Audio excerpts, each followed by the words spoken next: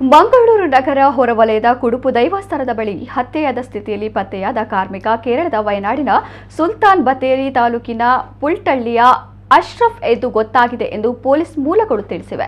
ಮೃತ ವಲಸೆ ಕಾರ್ಮಿಕನ ಫೋಟೋಕ್ಕೂ ಸಾಮ್ಯತೆ ಕಂಡುಬಂದಿದೆ.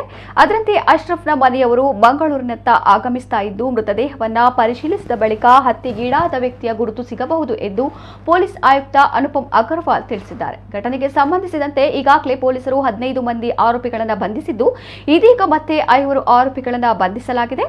ಬಂಧಿತರನ್ನ ಯುವರಾಜ್, ಸಚಿನ್, ಅನಿಲ್, ಸುಶಾಂತ್ ಮತ್ತು ಆದರ್ಶ್ ಎಂದು ಗುರುತಿಸಲಾಗಿದೆ.